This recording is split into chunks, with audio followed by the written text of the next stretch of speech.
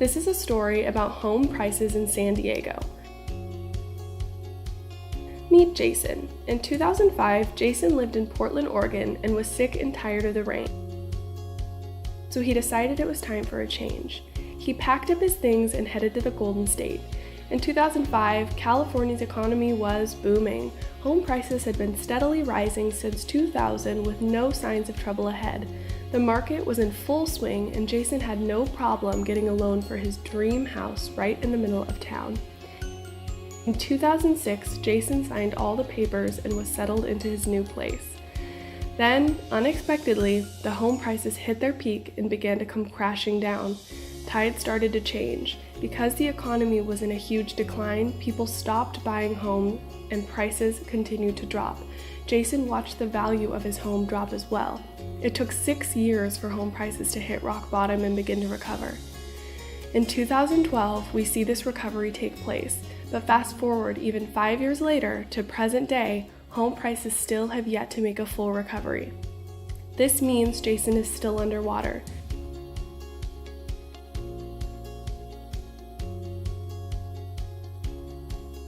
Jason couldn't believe it. What went wrong?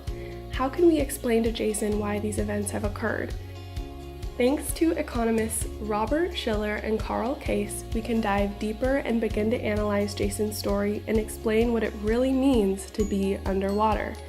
In San Diego, we see that Jason bought his home in 2006 when the home price index was at 247. In the trough of the recession, the index was as low as 150.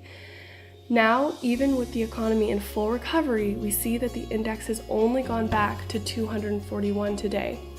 Because the index shows the price in 2006, when Jason bought his home, was greater than today, Jason is underwater, or still unable to sell his home for the value he bought it for. We see that yes, home prices have not yet fully recovered in San Diego since the collapse in 2006. The standard deviation helps to support this point by showing that San Diego has the highest standard deviation compared to Portland and Boston, which means the price index fluctuated more than the other two cities and took a more severe dive in prices when the recession hit. Both Boston and Portland's price index shows home prices have made full recoveries since they dropped in 2006, meaning families who purchased homes in these two cities at the same time Jason bought his home have seen the value of their homes fully recover, and they are not underwater.